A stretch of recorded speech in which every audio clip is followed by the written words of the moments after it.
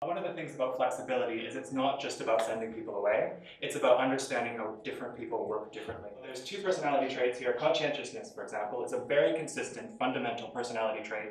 The other personality trait that's really important is about ambiguity, how people deal with ambiguity. So people who are highly conscientious tend to be very self-motivated, self-starters, good at managing themselves in their own time. Whereas people with lower conscientiousness tend to be more motivated by their environment and need a little motivation from stuff around them, and may not be able to start stuff themselves that easily. Some people work a lot better when they're in an office environment, when they've got someone looking over their shoulder, when they've got colleagues they can talk to about their work, when they've got that kind of environment motivating them and getting them to work every day. One of the important traits of leaders is they're really good at dealing with ambiguity, for example. So good at making use of lots of complicated information, lots of complex opinions from different people, bringing it all together and making use of it.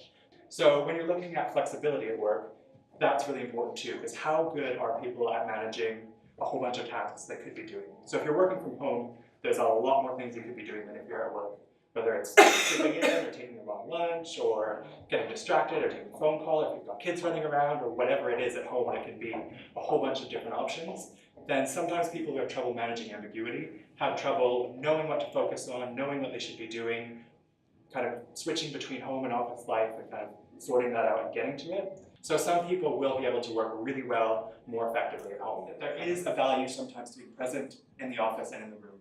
So you can't always be home for everything. Sometimes a phone call is better than an email if you can't get something resolved. And sometimes being there and being in person, there's just opportunities that sometimes are missed. Sometimes you miss contact, sometimes you can miss the body language, you can miss the little discussions before and after work that give you a bit of context about what's going on, about what other issues may be there. So there's no perfect substitute to being in the room, and sometimes it is good to be on site, in the office, or in a meeting. It doesn't have to be all the time, but it's important in flexibility not to remember that there is value to actually being there sometimes physically. Space. There's as much range within any age group as between.